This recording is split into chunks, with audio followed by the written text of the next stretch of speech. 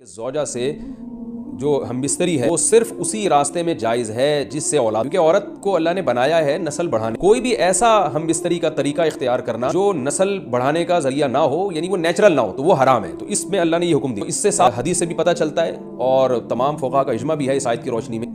مسئلہ تھوڑا حیا کے خلاف ہے، لیکن میرا خیال ہے بتانا ضروری ہے۔ پچھلے راستے سے عورت سے ہم بستری کرنا بالکل حرام ہے، ناجائز ہے، اور نبی صلی اللہ علیہ وسلم کی اس پہ بہت شدید لعنت ہے، بہت شدید وعید ہے۔ تو یہ بالکل اللیگل ہے اسلام میں کہ عورت کے پچھلے راستے سے اس سے ہم بستری کی جائے۔ جو لوگ لڑکوں سے بدفعلی کے عادی ہوتے ہیں ان کو یہ ایک چسکا لگ جاتا ہے، تو یہ حرام ہے، ناجائز ہے، کیونکہ اللہ نے بتا دیا کہ یہ تمہارے لیے بمنزلہ کھیت۔ مفتی طارق مسعود کے بیانات کے لیے طارق مسعود آفیشیل کو سبسکرائب کریں۔ طارق مسعود آفیشیل۔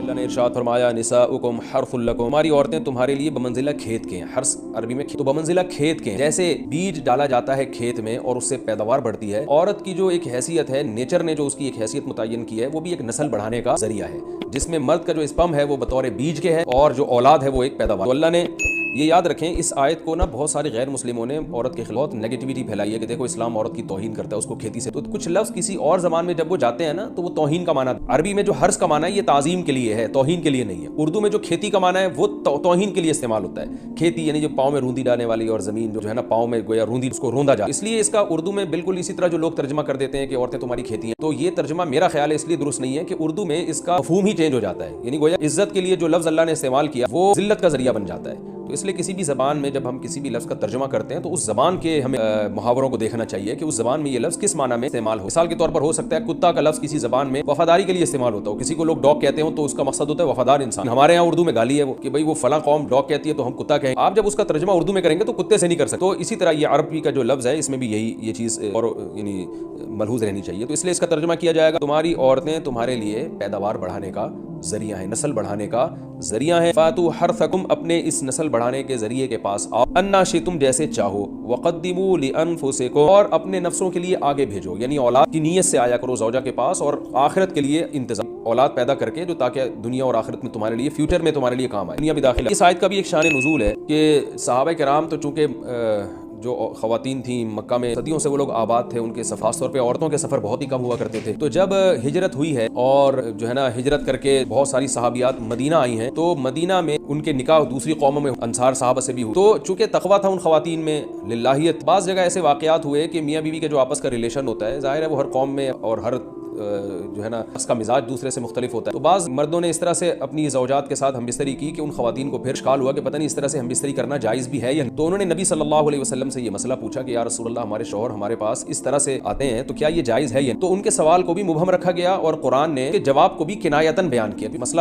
بظاہر حیا کے خلاف، تو قرآن جب بھی کوئی ایسی بات ہوتی ہے تو اشارتاً کنایتاً اس کا تذکرہ، تاکہ مسئلہ بھی واضح ہو جائے، کیونکہ ظاہر ہے اس کی ضرورت تو قیامت تک آنے والے انسانوں کو پڑ سکے۔ ہر میاں بیوی کا اپنا ایک ذاتی مسئلہ ہوتا ہے، ہمیں کس طرح سے پرمیشن ہے، کس طرح سے پرمیشن نہیں ہے۔ تو اللہ تعالیٰ نے بھی اشارتاً ہی اس حکم کو قرآن میں بیان کر دیا، اور قرآن میں اس لیے بیان کیا کہ تاکہ اس میں کوئی اجتہادی اختلاف کی گنجائش نہ رہے۔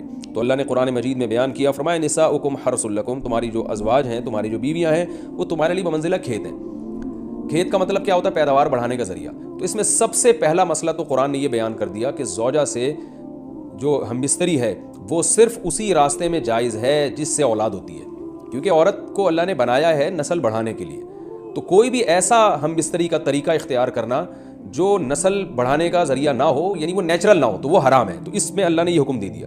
تو اس سے صاف یعنی حدیث سے بھی پتہ چلتا ہے اور تمام فقہاء کا اجماع بھی ہے اس آیت کی روشنی میں کہ مسئلہ تھوڑا حیا کے خلاف ہے، لیکن میرا خیال ہے بتانا ضروری ہے کہ پچھلے راستے سے عورت سے ہم بستری کرنا بالکل حرام ہے، ناجائز ہے، اور نبی صلی اللہ علیہ وسلم کی اس پہ بہت شدید لعنت ہے، بہت شدید وعید ہے۔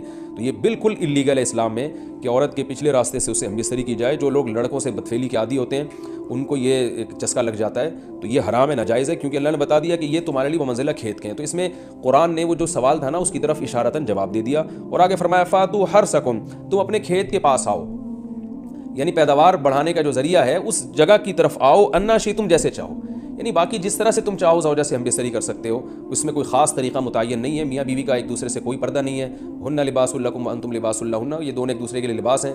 تو اس میں طریقہ کار کوئی بھی ہو سکتا ہے، کسی بھی طرح سے کرنا چاہو، ایک دوسرے سے لطف اندوز ہو سکتے ہو، لیکن فاتو حرثکم، آنا موضع حرث میں ہے۔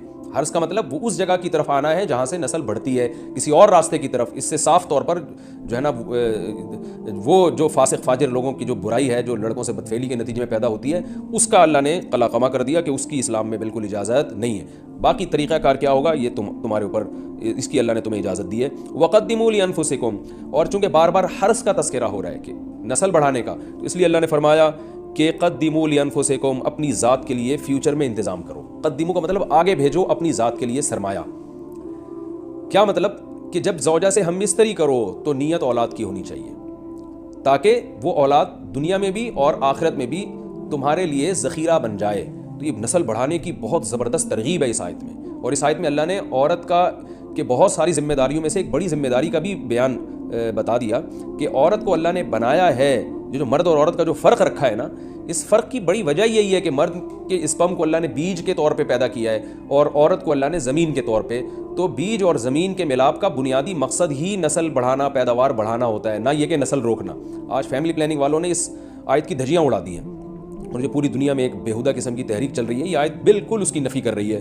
اس لیے اللہ نے فرمایا، اچھا اللہ نے اس کا بھی جواب دے دیا کہ جو فیملی پلاننگ والے کہتے ہیں نا نسل بڑھنے سے تمہارا نقصان ہوگا، خرچے بڑھ جائیں گے، تو اللہ فرماتے ہیں قدموا لانفسکم، تمہارا فیوچر بن جائے گا، سنور جائے گا، کیونکہ اولاد پہ اتنی انویسٹمنٹ نہیں ہوتی جتنا اس کا آؤٹ پٹ ہوتا ہے۔ ان پٹ کم ہے، آؤٹ پٹ زیادہ ہے، انویسٹمنٹ کم ہے، اس کے جو پروفٹ ہے وہ زیادہ ہے، دنیا میں بھی اور آخرت میں بھی۔ تو اللہ نے فرمایا اپنے نفس کے لیے، فیوچر کے لیے انتظام کرو، بڑھاپے کے لیے انتظام کرو، تمہارے بیٹے ہوں گے، بیٹیاں ہوں گی، پوتے ہوں گے، نواسے ہوں گے، بہویں ہوں گی، یہ دنیا کا مستقبل اور آخرت کا مستقبل کیا ہے، جو عبداللہ بن عمر رضی اللہ تعالیٰ